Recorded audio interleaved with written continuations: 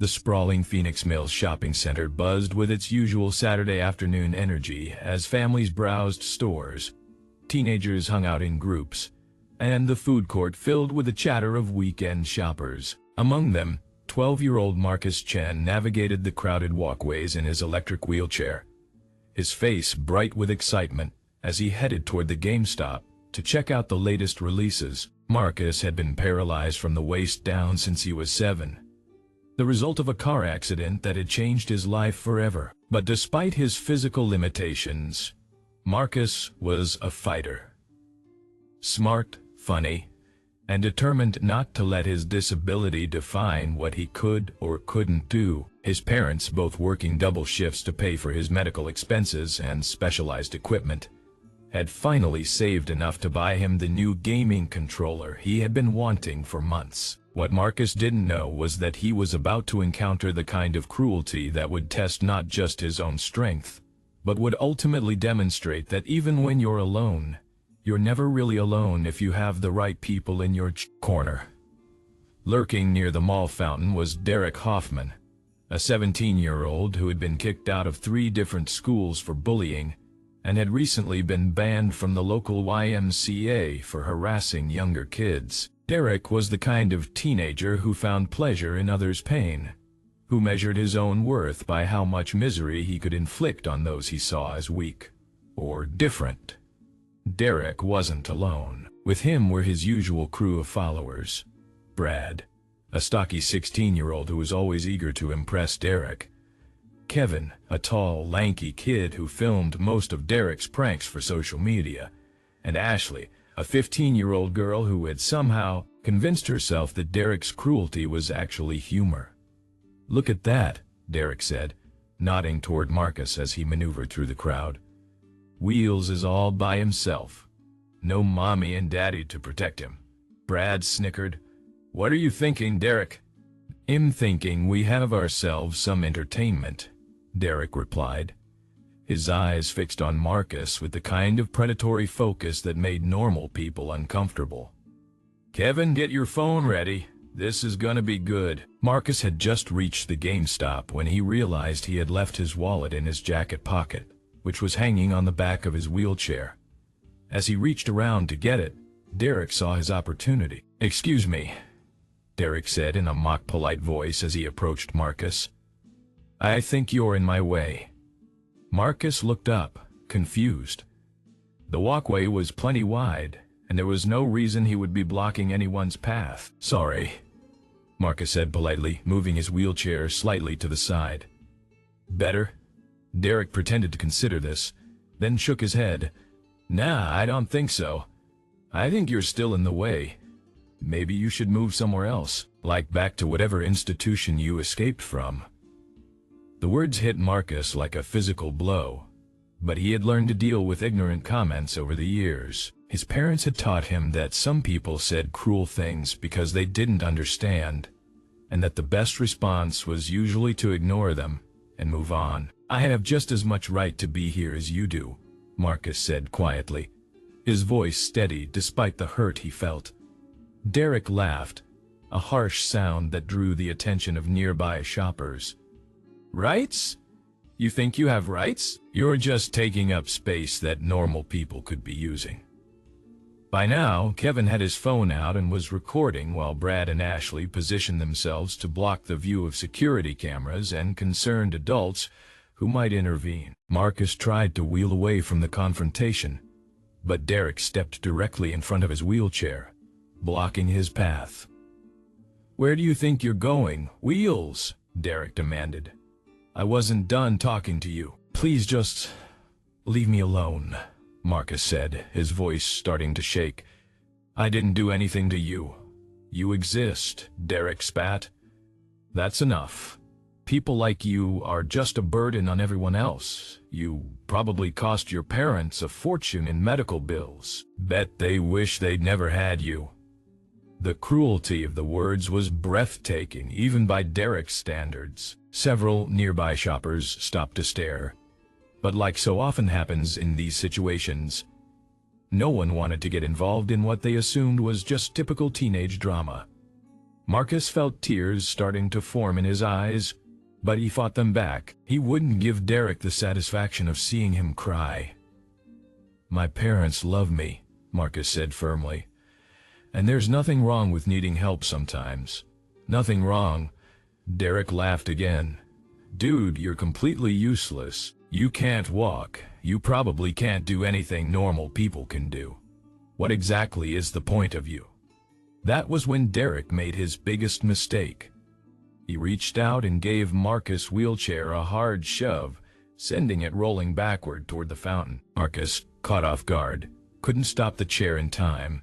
The back wheels hit the raised edge of the fountain, and the chair tipped backward, sending Marcus tumbling out and onto the hard tile floor. The sound of his body hitting the ground echoed through the mall corridor. Marcus lay there for a moment, stunned and hurt, his legs twisted at an awkward angle since he couldn't feel or control them. Derek and his friends erupted in laughter, with Kevin making sure to capture every moment of Marcus' humiliation on video. "Oh my God," Ashley squealed. "Did you see his face when he fell? That was hilarious." "Do it again," Brad encouraged. "Push him again." But their celebration was cut short by a voice that carried the unmistakable authority of someone used to being obeyed. "Get away from that boy.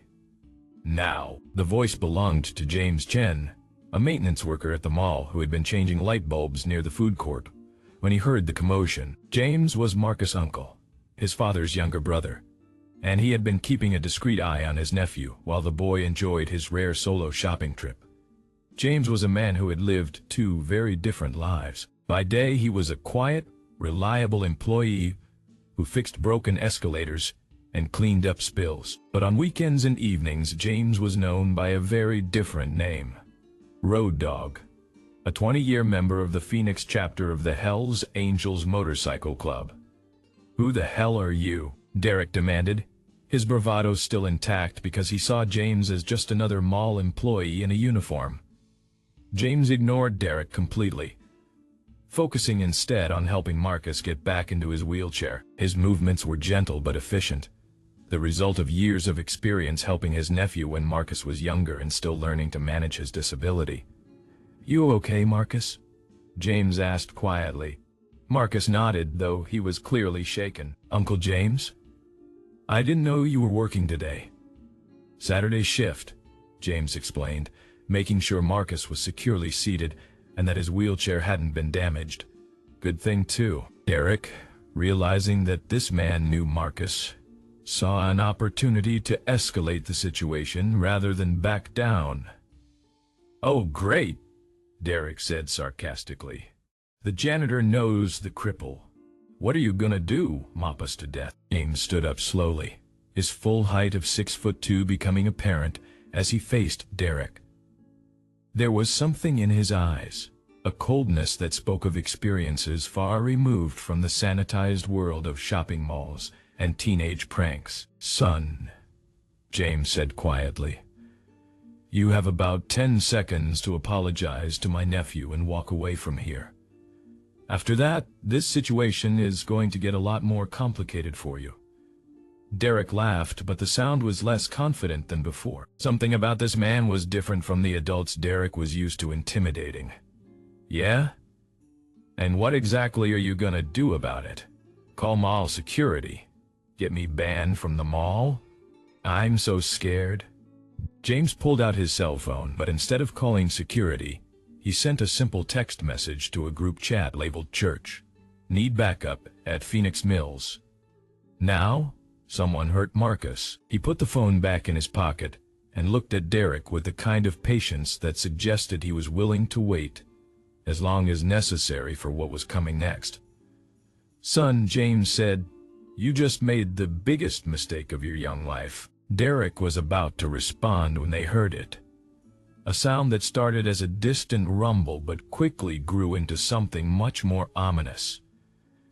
The unmistakable roar of motorcycle engines, dozens of them, all heading toward the mall. Through the large glass windows that faced the parking lot, shoppers began to notice an unusual sight. Motorcycles were arriving from all directions, filling the parking spaces near the main entrance. Big motorcycles, Harleys with riders wearing leather vests bearing patches that made security guards nervous. And parents pull their children closer. Inside the mall, the sound of the engines was muffled but still clearly audible. Derek and his friends looked toward the windows with growing unease as more and more motorcycles appeared in the parking lot. "What the hell is that?" Brad asked nervously. James checked his phone, where responses to his text were flooding in. "On our way, brother. 5 minutes out. Nobody hurts family. How many we dealing with?" James typed back. 4 teenagers. One thought it would be funny to assault Marcus. The response was immediate and unanimous. "Time for church." Marcus, still shaken from his fall but beginning to understand what was happening, looked up at his uncle with a mixture of awe and concern. "Uncle James," he whispered, "you didn't have to." "Yes, I did," James interrupted gently. "Nobody puts their hands on my family. Nobody." By now, the sound of motorcycle engines in the parking lot was loud enough that conversations throughout the mall had stopped. Shoppers were gathering at the windows, pointing and talking excitedly about the growing collection of bikers outside. Derek was beginning to realize that he might have miscalculated the situation, but his pride wouldn't let him back down in front of his friends and the growing crowd of onlookers. "So what?" Derek said, though his voice had lost much of its earlier confidence. "You called your biker buddies? What are they gonna do, rev their engines at me? This is America, old man. They can't touch me." James smiled, but there was no warmth in it. "Son, you assaulted a disabled child. In front of witnesses. With video evidence. My brothers aren't here to break any laws. They're here to make sure justice gets served." That was when the first wave of Hell's Angels entered the mall. They came through the main entrance in groups of 3 and 4, their boots echoing on the polished floors. These weren't the sanitized bikers from movies or television shows. These were real outlaws, men who had chosen to live by their own code and who had earned their colors through loyalty, courage, and an unbreakable commitment to brotherhood. Leading the group was Charles Savage Morrison, the chapter president, a massive man whose presence commanded respect from everyone who saw him. Behind him came Tommy Iron Horse Rodriguez, still limping from his recent accident, but determined not to miss this call to action. Then came Bear, Diesel, Prophet, Thunder, and dozens of others, all wearing the distinctive patches that identified them as members of the most feared and respected motorcycle club in America. The mall security guards, recognizing both the potential for trouble and their own limitations in dealing with it, maintained a respectful distance while calling for police backup. They had dealt with the Hells Angels before, and knew that as long as the bikers weren't breaking any laws, there wasn't much they could do except monitor the situation. Shoppers stopped what they were doing to stare as the bikers made their way through the mall. Some parents pulled their children closer, while others took out their phones to record what was clearly going to be an unusual confrontation. Derek and his friends found themselves surrounded by a sea of leather and denim, with more bikers arriving every minute. The teenagers who had felt so powerful just moments before now looked very small and very young in comparison to the men who surrounded them. Savage approached James first, clasping his hand in the traditional greeting between brothers. "Road dog," Savage said. "Where's the boy?" James gestured to Marcus, who was still sitting in his wheelchair but now had his chin up and his shoulders straight. The presence of his uncle's brothers had given him back his confidence. "And who's the punk who thought it would be funny to assault him?" Savage continued, his eyes scanning the group of teenagers until they fixed on Derek. Derek tried to maintain his bravado, but his voice cracked when he spoke. "Look, it was just a prank, okay? No big deal. A prank." Iron Horse limped forward, his recent injuries making his approach even more intimidating. "You call pushing a kid in a wheelchair a prank?" Bear, whose massive frame cast a shadow over the entire group of teenagers, leaned down to look Derek in the eye. "Son, do you have any idea what you've done here?" "We were just messing around," Ashley said, her voice barely a whisper. "We didn't mean any harm." Prophet, a grizzled veteran of both Vietnam and 30 years in the club, laughed harshly. "Didn't mean any harm? You pushed a disabled child out of his wheelchair for entertainment. What's your definition of harm?" More bikers continued to arrive, until there were nearly 50 members of the Phoenix chapter gathered in the mall corridor. The sheer number of them, combined with their intimidating presence, had effectively shut down normal mall activity in the immediate area. Diesel, the club's sergeant-at-arms, approached Marcus directly. "Son," he said gently, "are you hurt? Do you need medical attention?" Marcus shook his head. "I'm okay, sir, just shaken up." "Well, we're gonna make sure you're more than okay," Diesel promised. "We're gonna make sure this never happens to you again." Savage turned his attention back to Derek and his friends, who were now pressed together in a tight group, completely surrounded by bikers who looked like they had stepped out of their worst nightmares. "Now," Savage said, his voice carrying to every corner of the mall corridor, "here's what's going to happen. You're going to apologize to this young man. You're going to apologize to this young man. You're going to delete that video, and then you're going to make this right." "Make it right how?" Kevin asked, his phone now safely hidden in his pocket. Thunder, a man whose nickname came from his voice rather than his size, stepped forward. "First, you're going to pay for any medical expenses this boy might need. Then you're going to make a donation to the Spinal Cord Injury Foundation. A big one. And after that," Savage continued, "you're going to volunteer at the Children's Hospital every weekend for the next year. You're going to learn about courage, about strength, about what real heroes look like." Derek opened his mouth to protest, but Iron Horse held up a hand to stop him. "Son," Iron Horse said quietly, "you see all these men around you. Every single one of them has a story. Stories about sacrifice, about loyalty, about standing up for people who can't stand up for themselves. You want to know what real strength looks like? It's not pushing around kids in wheelchairs. It's this." He gestured to the dozens of bikers who had dropped everything they were doing on a Saturday afternoon to come to the aid of a 12-year-old boy they had never met, simply because he was family to one of their brothers. Bear pulled out his wallet and handed Derek $500. "This is for the boy's wheelchair if it needs repairs, and for anything else he needs.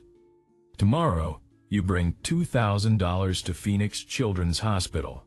Cash. And every Saturday for the next year," Diesel added, "you'll be there volunteering, reading to kids, helping with activities, whatever they need.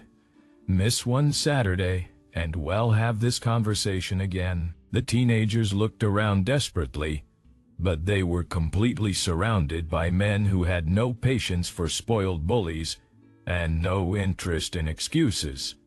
"Now apologize," Savage commanded.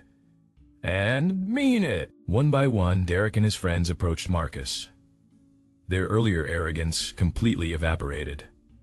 "Marcus," Derek said, tears streaming down his face, "I'm sorry. I'm really, really, really sorry. What I did was wrong, and there's no excuse for it." His friends followed suit, each offering their own tearful apologies to the boy they had humiliated just minutes before. Marcus, showing wisdom beyond his 12 years, looked each of them in the eye as he accepted their apologies. "I forgive you," he said simply, "but I hope you learned something today." Savage kneeled down to Marcus' level, bringing his imposing frame down to where he could speak to the boy directly. "Marcus," he said gently, "your uncle here is one of our brothers. That makes you family too. You ever have any trouble at all, you call us. You understand?" Marcus nodded, overwhelmed by the support surrounding him. "And one more thing," Savage continued, pulling a patch from his vest. It was a smaller version of the club's logo, designed to be sewn onto a jacket or backpack. "This lets everyone know you're under our protection. Anyone messes with you, They mess with all of us. Iron Horse approached with a business card. Marcus, this has my number on it. You ever need anything, you call.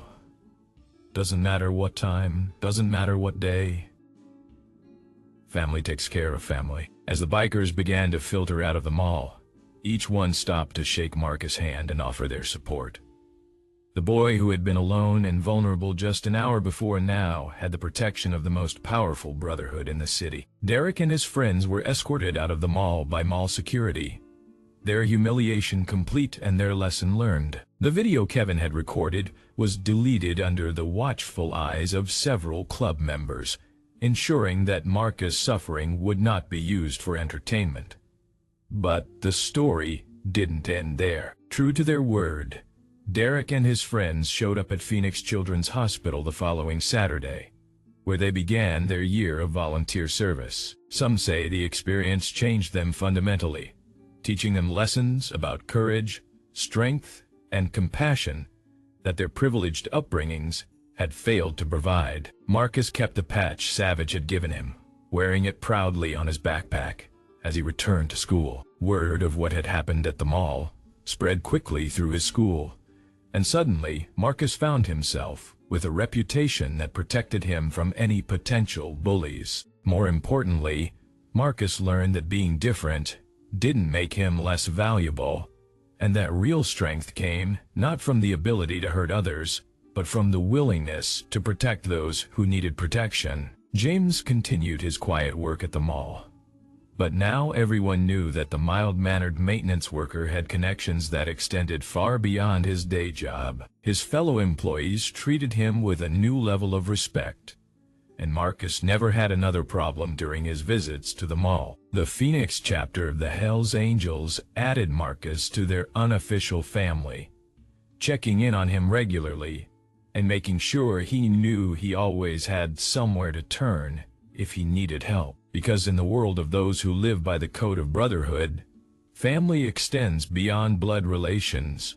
Respect is not negotiable, and justice sometimes comes roaring into a shopping mall on 50 motorcycles, ready to defend those who cannot defend themselves.